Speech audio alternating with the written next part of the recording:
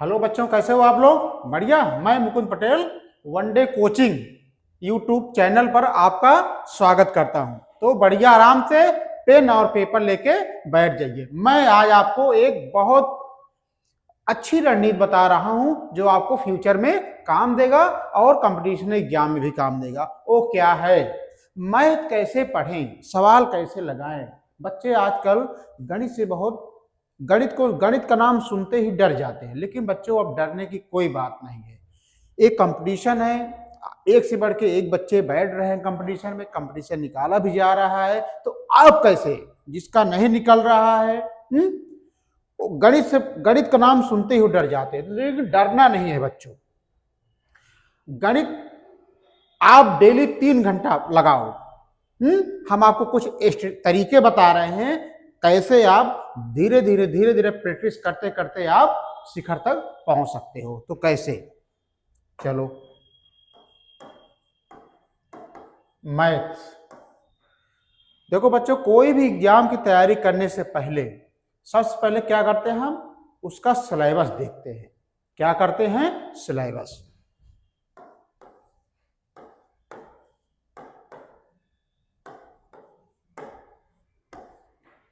पाठ्यक्रम है, किसी भी एग्जाम का जो सिलेबस होता है पहले उसको पूरा हम देख लेते हैं। बिना आपको अगर सिलेबस नहीं मालूम है, आप कोई भी एग्जाम की तैयारी कर रहे हो, तो आपको ये नहीं पता चलेगा कि क्या हमें पढ़ना है, क्या छोड़ना है, कैसे क्वेश्चन आते हैं, कैसे नहीं आते हैं, कैसे कितना समय लगेगा, कितने प्रकार के क्वेश्चन आते हैं, मल्टीपल चॉइस क्वेश्चन होता है या सब्जेक्टिव क्वेश्चन होता है, कैसे। तो सबसे पहले क्या करते हैं? हम सिलेबस जानते हैं। उसके बाद उस एग्जाम का PYQ देते हैं। PYQ देखते हैं। PYQ previous year question, previous year questions. भाई कोई भी एग्जाम का हम फिर क्या करते हैं? प्रीवियस ईयर का क्वेश्चन पेपर देखते हैं। इससे ये पता चलता है बच्चों कि वो क्वेश्चन कहां से क्वेश्चन को उठाया है, चाहे वो GS हो, चाहे रीजनिंग हो, चाहे मैथ हो, चाहे इंग्लिश हो, चाहे करंट अफेयर हो। इससे एज ए स्टूडेंट मैं कह रहा हूं, मैं अपने अनुभव से कह रहा हूं कि मुझे पता चल जाता है PYQ से 1 2 3 साल का उठाने से कि एग्जामिनर उस एग्जाम का सिलेबस से कहां से क्वेश्चन पूछ रहा है। ये आपको कहां मिलता है? PYQ में। दूसरा नंबर ये हो गया। और तीसरा नंबर क्या है? Models question paper. कोई भी जैसे कोचिंग है या कोई किताब ही है, तो वो प्रीवियस ईयर के तौर पर अपना मॉडल प्रैक्टिस सेट दिए रहते हैं। प्रैक्टिस सेट, वो प्रैक्टिस सेट दिए रहते हैं। इससे क्या होता है? 3 4 फायदे होते हैं। जैसे मान लो अगर कोई बुक वाला अगर 20 प्रैक्टिस सेट दिया है, तो पहले बात, आप प्रैक्टिस सेट जब करोगे तो आपको क्वेश्चन का जो स्पीड है उससे काफी अनुभव मिल जाएगा। क्वेश्चन प्रैक्टिस करने के बाद आप आंसर का सबसे महत्वपूर्ण जो रोल होता है कि आप आंसर का एनालिसिस करना। ठीक है बच्चों? तो आप क्वेश्चन का जब एनालिसिस करोगे तो आपकी बहुत सारी कमियां आपको खुद ही दिखाई पड़ेंगी कि मैंने कहां क्वेश्चन को लगाने में या समझने में या सोचने में गलती कर दी। तो हमें जो एक्सप्लेनेशन होता है क्वेश्चन का, वो बहुत महत्वपूर्ण योगदान देता है कंपटीशन की तैयारी करने में। तो ठीक है बच्चों, ये कुछ थे तरीके जो मैंने आपको बताया, और बता रहा हूं इसके आगे कि कैसे तैयारी और अच्छे से किया जाए। तो सबसे पहले बच्चों, जो मैथ का है, सबसे पहले सिलेबस, कोई भी एग्जाम का सबसे पहले आप सिलेबस कंप्लीट करो।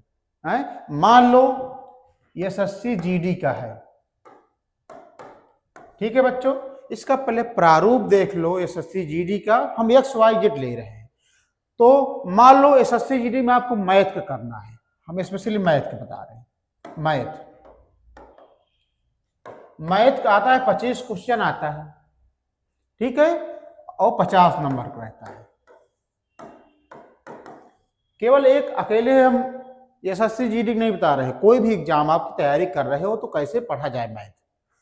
तो बच्चों मैथ, तो सबसे पहले जिस एग्जाम को आप टारगेट कर रहे हो उसका सिलेबस में मैथ का जो पार्ट है, मैथ में कितने टॉपिक हैं। मान लो एसएससी जीडी में 15 टॉपिक है। कितना टॉपिक है? 15 टॉपिक है। ठीक है बच्चों, इस 15 टॉपिक में यानी 15 चैप्टर में अमूमन हर एक एग्जाम का जो वनडे होता है सब सेम चैप्टर रहते हैं, बस आगे पीछे थोड़ा इधर उधर चेंज रहता है। बस जो मेरा अनुभव कह रहा है, मैं अपने अनुभव से बता रहा हूं बच्चों। तो इस चैप्टर में सबसे पहले क्या करोगे? Complete chapter. ठीक है, एसएससी जीडी मान लो मैथ का 15 टॉपिक है, इसको पहले आप पूरा करोगे, पूरा चैप्टर। ठीक है बच्चों, क्योंकि एग्जामिनर हर एक चैप्टर से क्वेश्चन पूछता है, जो मेरा अनुभव है। ऐसा नहीं है कि आप SICI से, रेशियो से और परसेंटेज से पूछ लिया, नो, वो 15 चैप्टर को कवर करेगा। तो सबसे पहले आपको 15 टॉपिक जो है इनको कंप्लीट आपको चैप्टर करना पड़ेगा। उसके बाद इस पे डेली इस चैप्टर का रिवीजन करो। क्या करो? रिवीजन करो। जैसे आपने कोई क्लास देखा 1 घंटे का, जस्ट 3-4 घंटे बाद उस चैप्टर के सवाल को आप रिवीजन कर डालो। इससे क्या होगा? 2 फायदे होंगे। पहली बात तो आप एग्जाम में जाओगे तो अगर जितने प्रैक्टिस किए रहोगे तो आपको देखते ही सवाल पता चल जाएगा कि हाँ ये तो मैंने लगाया हूं। उसके बाद आप जो पढ़े रहोगे चैप्टर में उसको आप भूलोगे नहीं। तो मेन चीज है बच्चों, मेरा मेन कहने का मतलब है कि जो मोटा मोटा हिसाब है कि मैथ जो है वो प्रैक्टिस ही मांगती है। ठीक है बच्चों, कंप्लीट सिलेबस कर लिए।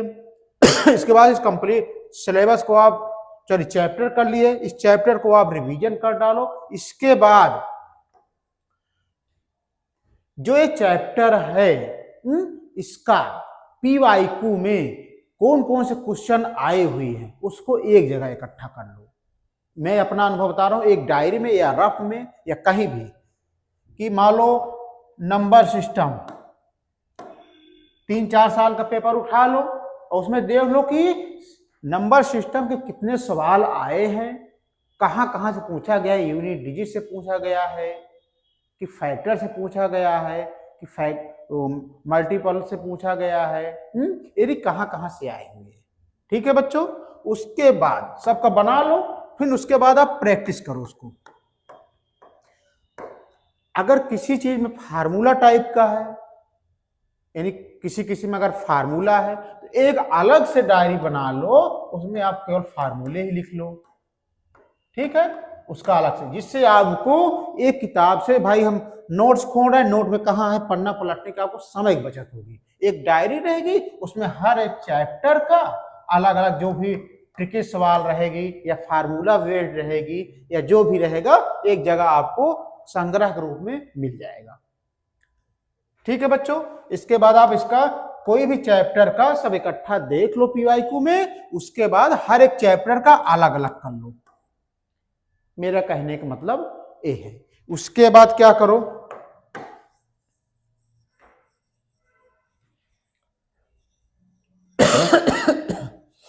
उसके बाद ये करो बच्चों, उसके बाद आपको करना है प्रैक्टिस सेट कर ली वो PYQ ढूंढ करके। इसके बाद आपको, जैसे आपका सिलेबस कंप्लीट हो गया, आप रिवीजन कर लिए, तो आप कोई टेस्ट सीरीज ज्वाइन कर लो या कोई बुक ला लो और डेली एक सेट दो, डेली एक सेट का प्रैक्टिस करो, डेली एक सेट का